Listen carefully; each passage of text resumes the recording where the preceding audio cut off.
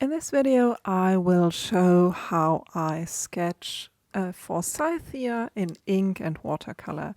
And the forsythia is this wonderful yellow flower that is blooming in spring in my area, and maybe you also have it where you live. And I've decided to sketch this flower directly in ink and then go over it later with watercolor. And as I'm doing the outlines for the flower, I try to think about the basic shape that I could put the flower into. And for me, this looks a lot like a circle. So I try to keep that in mind when I'm doing my lines. And another aspect that helps me while I'm doing these sketches is trying to see the different angles and also the negative shapes between the different petals that I can see. And for example, right now, as I'm adding one of the petals of the flower pointing to the side, I'm trying to look at those white spaces between the two flowers and try to arrange them as I can see them in my reference. And what you see me drawing might look a little bit different from what you see on the photo in the upper right, because I'm actually, while I was filming this video, I was holding the flower in my hand and sketching directly from the live reference. So I'm looking at the petals from the center and try to imagine how they grow from there.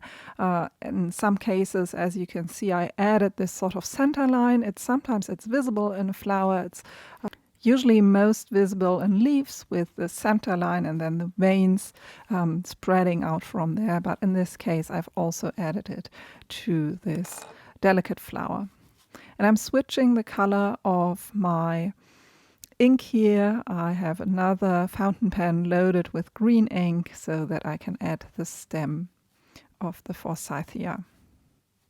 And again, I'm looking at the negative space between the flower and the stem so I can make sense of all of the angles and shapes a little bit better. And I'm using waterproof ink here that I put in my fountain pen. It's specially made for fountain pens, and this means that I can do my line work with ink now and then go over this with watercolor later. So if I paint over it, the lines will stay nice and crisp in that later painting stage.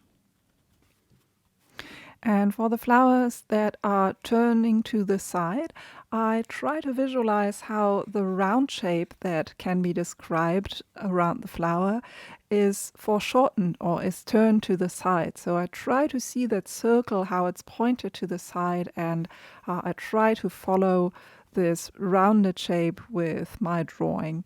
And this can be very helpful. So foreshortening is one of the concepts that's very helpful in drawing, since drawing is always the translation of three-dimensional objects onto a two-dimensional plane. So things like perspective and foreshortening are really handy to have. Even or especially, you might say, for objects that are more organic, like flowers or animals. So these concepts, once you've learned them, will be a great help to you for drawing almost anything. So I've almost finished my sketch here. I'm just checking on the last bits, and this means I can get out my watercolors. And I've already mixed this sort of middle yellow here. I want to keep my watercolors quite loose, and this is how I'm going to apply them. I will have this loose first layer and then go over the first layer again when it has dried and apply a second slightly darker layer. And I try to leave some of the areas that are maybe a bit lighter on the actual flower. I try to leave those lighter or actually white so that I will get a nice loose application of paint here.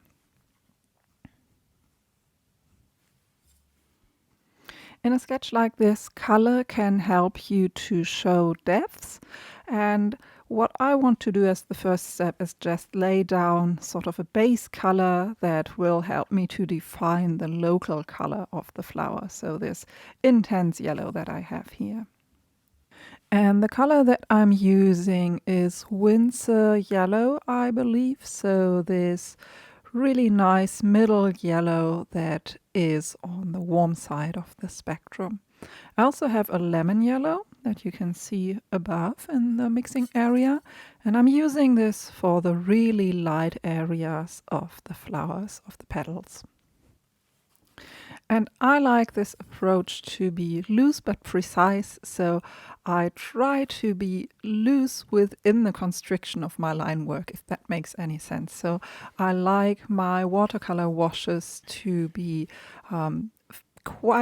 have quite a lot of water, but then I want to stay within my line work so that I don't overlap too much and the edges are not too imprecise.